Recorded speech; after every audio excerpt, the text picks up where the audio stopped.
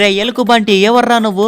లుహాండ్రే Pretorius నిన్ననే 83 కొట్టిన 3 6లు 8 4లు అయినా ఐపీఎల్ అన్న తీసుకోలే. అయినా ఎందుకు బ్రో మీ ఆర్వీడి బ్రో కూడా 91 కొట్టిండు హ్యాపీనే కదా. ఈ ఎలుకు బంటి కానీ వికెట్ 2 ఓవర్లని రావాల్సింది 2 సార్లు వీని క్యాచ్ డ్రాప్ చేసి మింగురు. ఎట్లా వేగ ఇట్లయితే ఎట్లా గెలుతాం వ్యా? నేను ఒక్క మ్యాచ్ ఆడకపోతే ఇంతేనా బ్రో? ఒక్క మ్యాచ్ కూడా గెలవాల మీరు నెల్లలేకపోతే? వికెల్టన్ తమ్ముడు నువ్వు ఈసారి టీంలో లేకపోయినా కానీ మనోళ్ళు కింద పడి మీద పడి 158 రన్స్ కొట్టినారు. ఇక పంది పిల్లలోడే మొత్తం నాశనం చేసిండు. ఓటు నువ్వు నిజంగానే ఐపీఎల్ అన్సోల్డ్ అయినా అన్వ్యాచి నేను బౌలింగ్ కోసమైనా తీసుకోవాల్సింది. స్పిన్ ఎత్తున్నావు కదా బ్యాటింగ్ చేయకపోయినా కానీ ఎట్లా మిస్ చేసిర్రో ఏమో ఆర్సీబీ వాళ్ళు.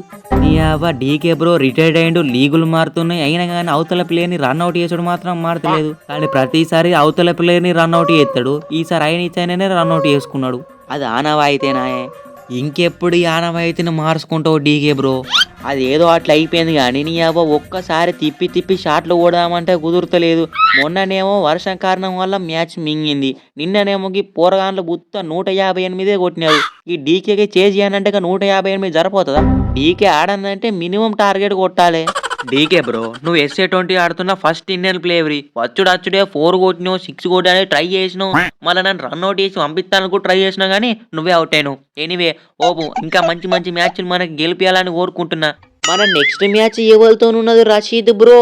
మన next match DSG super Giants ఉన్నది. అంటే లక్నో ఆల్టర్నేట్ టీము.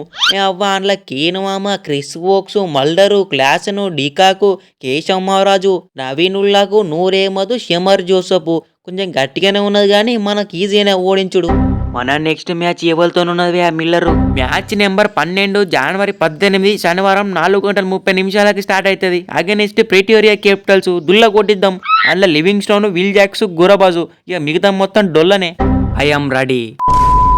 గైస్ మీకు వీడియో కనుక నచ్చుంటే వీడియోకి అయితే ఒక లైక్ చేయండి అండ్ ఛానల్ని సబ్స్క్రైబ్ చేసుకొని బెల్ ఐకాన్ అయితే ఆన్లో పెట్టుకోండి. సో మీకు ఐపీఎల్కి సంబంధించిన వీడియోస్ కూడా ప్లేలిస్ట్లో ఉంటాయి, ఒకసారి చెక్ చేయండి. ఇంకా మంచి వీడియోస్ అయితే పోస్ట్ చేస్తాను. Thanks for watching guys. Next వీడియోలో కలుసుకుందాం. బాయ్.